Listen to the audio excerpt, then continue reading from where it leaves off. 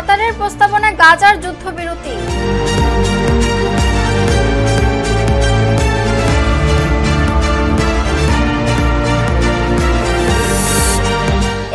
August হামলা খালাসের রায়ের বিরুদ্ধে আপিল শুনানি চলছে।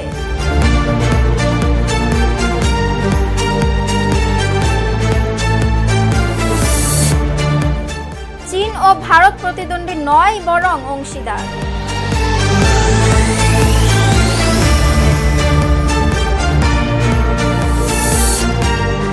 একটি ছাত্র সংগঠনকে বিশেষ সুবিধা দিতে সময় বাড়ানোর অভিযোগ প্রশাসনের।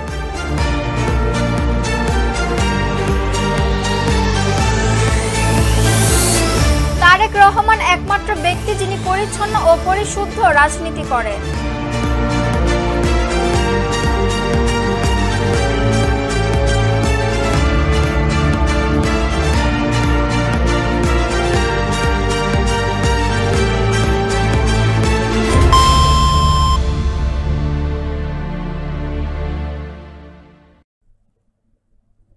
গাজা যুদ্ধবিরতির সর্বশেষ প্রস্তাব মেনে নিয়েছে হামাস।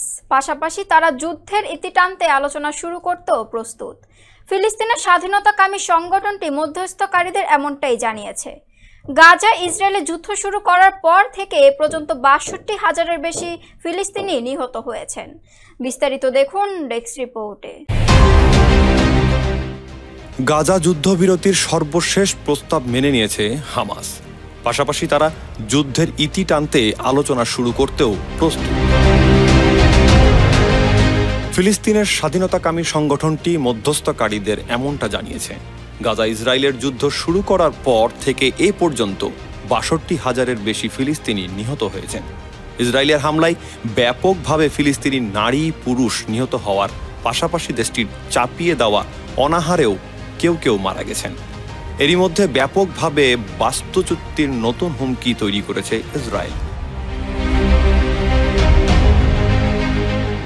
প্রতিরক্ষামন্ত্রী ইসরায়েল কাটজ বলেন, হামাস এখন আলোচনায় রাজি হচ্ছে শুধু এই কারণে যে তারা জানে আমরা গাজা সিটি দখলে অটল। অন্যদিকে কঠোর দক্ষিণপন্থী অর্থমন্ত্রী বেজালেল স্মোট্রিচ যে কোনো যুদ্ধবিরতি চুক্তির বিরোধিতা করেছেন। তিনি বলেন, হামাস নিজেদের ধ্বংস হতে দেখেছে, এখন আংশিক চুক্তির মাধ্যমে বাঁচতে চায়। এ কারণেই আমাদের কোনো ছাড় দেওয়া উচিত নয়। Hasnat Mostafa, news 21 international desk. বহুল আলোচিত ২১শে আগস্ট গ্রেনেড হামলা মামলায় যাবজ্জীবন কারাদণ্ডপ্রাপ্ত তারেক রহমান ও মৃত্যুদণ্ডপ্রাপ্ত সাবেক স্বরাষ্ট্র প্রতিমন্ত্রী লুৎফুজ্জামান বাবর সহ আসামিদের খালাসের রায়ের বিরুদ্ধে রাষ্ট্রপক্ষের দায়ের করা আপিলের শুনানি চলছে। বিস্তারিত দেখুন ডেস্ক রিপোর্টে। বহুল আলোচিত ২১শে আগস্ট গ্রেনেড হামলা মামলায় যাবজ্জীবন কারাদণ্ডপ্রাপ্ত তারেক রহমান ও মৃত্যুদণ্ডপ্রাপ্ত সাবেক স্বরাষ্ট্র প্রতিমন্ত্রী লুৎফুজ্জামান বাবর সহ সব আসামির খালাসের রায়ের বিরুদ্ধে রাষ্ট্রপক্ষের দায়ের করা আপিলের শুনানি চলছে। মঙ্গলবার সকাল ৯টা৫৫ প্রধান বিচারপতি ডক্টর সৈয়দ রেফাত আহমেদের নেতৃত্বে ৬ বিচারপতির আপিল বেঞ্চের শুনানি শুরু হয়েছে। আদালতে রাষ্ট্রপক্ষের শুনানি করেছেন deputy attorney general Abdullah Mahmud Masud. Tarek Rahman বাবরের পক্ষে শুনানি করবে advocate SM Shahjahan, advocate Mohammad Shishir Monir. উল্লেখ্য, ২০০৪ সালের ২১ আগস্ট বিকেলে রাজধানীর বঙ্গবন্ধু অ্যাভিনিউয়ে আওয়ামী লীগের সমাবেশে গ্রেনেড হামলা চালানো হয়। এতে আওয়ামী লীগের মহিলা বিষয়ক সম্পাদক আইভি রহমান সহ ২৪ জন নিহত হন। শেখ হাসিনা সহ দলটির শতাধিক নেতাকর্মীর গুরুতর আহত হন। অনেকেই আজও শরীরে গ্রেনেড স্প্রিন্টার বহন করে কষ্টকর জীবন পার করছেন। কেউ কেউ চিরদিনের জন্য পঙ্গুত্ব বরণ করেছেন। Hasnat Mostafa, news 21 news desk. চীন ও ভারত একে অপরের প্রতিদ্বন্দ্বী নয়, দেশ দুটোকে পরস্পরের অংশীদার হিসেবে বিবেচনা করা উচিত বলে মন্তব্য করেছেন চীনের পররাষ্ট্রমন্ত্রী ওয়াং। তিনি বলেছেন, চীন ও ভারতের উচিত সঠিক কৌশলগত দৃষ্টিভঙ্গি গড়ে তোলা এবং একে অপরকে প্রতিদ্বন্দ্বী নয় বরং অংশীদার মনে করে সামনে এগিয়ে যাওয়া। চীন ও ভারত একে অপরের প্রতিদ্বন্দ্বী নয়, দুদেশটিকে পরস্পরের অংশীদার হিসেবে বিবেচনা করা উচিত বলে মন্তব্য করেছেন চীনের পররাষ্ট্রমন্ত্রী ওয়াং ই। তিনি বলেছেন, চীন ও ভারতের উচিত সঠিক কৌশলগত দৃষ্টিভঙ্গি গড়ে তোলা এবং একে অপরকে প্রতিদ্বন্দ্বী নয় বরং অংশীদার মনে করে সামনে এগিয়ে যাওয়া। চীনের পররাষ্ট্র মন্ত্রণালয়ের বিবৃতিতে বলা হয়, এস জয়শঙ্করের সঙ্গে বৈঠকে পররাষ্ট্রমন্ত্রী ওয়াং ই ভারত ও চীনের মধ্যে সৌহার্দ্যপূর্ণ সম্পর্ক ও পারস্পরিক সুবিধার ভিত্তিতে সহযোগিতা জোরদারের প্রতিশ্রুতি ব্যক্ত করেছেন।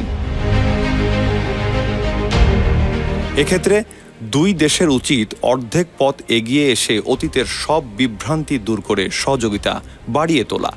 ওয়াং ই জোর দিয়ে বলেন, একপক্ষীয়তা ও আধিপত্যবাদ যখন বিশ্বকে চ্যালেঞ্জের মুখে ফেলেছে তখন চীন ও ভারত, যাদের সম্মিলিত জনসংখ্যা 280 কোটিরও বেশি, তাদের উচিত উন্নয়নশীল বিশ্বের জন্য শক্তি সঞ্চয়ের দৃষ্টান্ত স্থাপন করা। হাসনাত মোস্তফা। ঢাকা বিশ্ববিদ্যালয় কেন্দ্রীয় ছাত্র সংসদ নির্বাচনের মনোনয়নপত্র সংগ্রহের শেষ দিনে মঙ্গলবার দুপুর পর্যন্ত আরও 21 প্রার্থী মনোনয়নপত্র সংগ্রহ করেছেন। মনোনয়নপত্র সংগ্রহের সময় একদিন বাড়ানো হয়েছে। ঢাকা বিশ্ববিদ্যালয় কেন্দ্রীয় ছাত্র সংসদ নির্বাচনের মনোনয়নপত্র সংগ্রহের শেষ দিনে মঙ্গলবার দুপুর পর্যন্ত আরও 21 প্রার্থী মনোনয়নপত্র সংগ্রহ করেছেন। মনোনয়নপত্র সংগ্রহের সময় একদিন বাড়ানো হয়েছে, সেই হিসেবে আজই শেষ দিন। তবে বাড়ানোই বিশ্ববিদ্যালয় প্রশাসনের বিরুদ্ধে পক্ষপাতিত্বের অভিযোগ তুলেছে গণতান্ত্রিক ছাত্র সংসদ সহ কয়েকটি ছাত্র সংগঠন। তারা বলছে, একটি ছাত্র সংগঠনকে বিশেষ সুবিধা দিতেই প্রশাসন সময় বাড়িয়েছে। গতকাল পর্যন্ত ডাকসুর 28 পদে 565 জন প্রার্থী মনোনয়নপত্র সংগ্রহ করেছেন, আর 18টি হল সংসদে বিভিন্ন পদের জন্য মনোনয়নপত্র নিয়েছেন 1226 জন। 20 আগস্ট বিকেল 5টার মধ্যে এইসব মনোনয়নপত্র জমা দিতে হবে। ঘোষিত তফসিল অনুযায়ী আগামী 9 সেপ্টেম্বর ডাকসু নির্বাচন অনুষ্ঠিত হবে। হলের বাইরে 8 কেন্দ্রে ভোট গ্রহণ করা হবে। ইতিমধ্যে চূড়ান্ত ভোটার তালিকা প্রকাশ করা হয়েছে। চূড়ান্ত তালিকায় মোট ভোটার সংখ্যা 39,775 জন। এর মধ্যে ছাত্র ভোটার 20,871 জন ও ছাত্রী ভোটার 18,902 জন। Hasnat Mostafa, news 21 news desk. বিএনপির জাতীয় নির্বাহী কমিটির সদস্য ও সাবেক উপমন্ত্রী অ্যাডভোকেট এম রুহুল কুদ্দুস তালুকদার দুলু বলেছেন, বিএনপির এদেশের মানুষের বিশ্বাস ভালোবাসা অর্জন করেছেন। বিএনপির জাতীয় নির্বাহী কমিটির সদস্য ও সাবেক উপমন্ত্রী অ্যাডভোকেট এম রুহুল কুদ্দুস তালুকদার দুলু বলেছেন, বিএনপি এদেশের মানুষের বিশ্বাস ভালোবাসা অর্জন করেছে।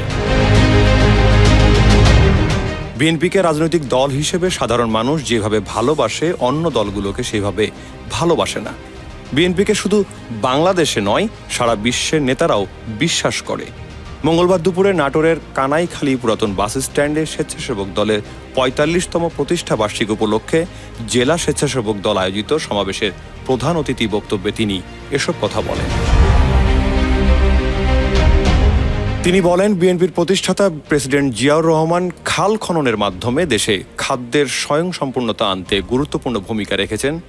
জেলা স্বেচ্ছাসেবক দলের আহ্বায়ক সানোয়ার হোসেন তুষারের সভাপতিত্বে অনুষ্ঠানে অন্যান্যদের মধ্যে উপস্থিত ছিলেন নাটোর জেলা বিএনপির আহ্বায়ক রহিম নেওয়াজ, যুগ্ম আহ্বায়ক আব্দুল আজিজ, দাউদার মাহমুদ, মোস্তাফিজুর রহমান শাহিন, সাইফুল ইসলাম আফতাব, জেলা যুব দলের সভাপতি এ হাই তালুকদার ডালিম সহ আরও অন্যান্য। Mohammad Hasnat Mostafa, news 21 news desk.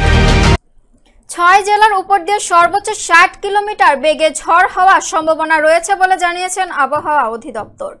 এর জন্য এসব অঞ্চলে নদী বন্দরেও সতর্কতা দেখাতে বলা হয়েছে। 6 জেলার উপর দিয়ে সর্বোচ্চ 60 কিলোমিটার বেগে ঝড় হওয়ার সম্ভাবনা রয়েছে বলে জানিয়েছেন আবহাওয়া অধিদপ্তর। এজন্য এসব অঞ্চলের নদী বন্দরেও সতর্কতা দেখাতে বলা হয়েছে। বৃহস্পতিবার সন্ধ্যা 6টা পর্যন্ত দেশের অভ্যন্তরীণ নদী বন্দরের জন্য দেয়া আবহাওয়ার পূর্বাভাসে জানানো হয়েছে। এতে বলা হয়েছে, খুলনা, বরিশাল, নোয়াখালী, কুমিল্লা, চট্টগ্রাম এবং কক্সবাজার অঞ্চলের উপর দিয়ে দক্ষিণ পূর্ব দিক থেকে ঘন্টায় ৪৫ থেকে ৬০ কিলোমিটার বেগে বৃষ্টি ও বজ্রবৃষ্টি সহ অস্থায়ীভাবে দমকা ও ঝোড়ো হাওয়া বয়ে যেতে পারে। একই সঙ্গে দেশের ৭ অঞ্চলের নদী বন্দরকেও সতর্ক সংকেত দেখাতে বলেছে সংস্থাটি। ফলে উত্তর বঙ্গোপসাগরে অবস্থানরত মাছ ধরার নৌকা ও ট্রলারগুলোকে পরবর্তী নির্দেশ না দেওয়া পর্যন্ত উপকূলের কাছাকাছি থেকে সাবধানে চলাচল করতে বলা হয়েছে। Hasnat Mostafa, news 21 news desk.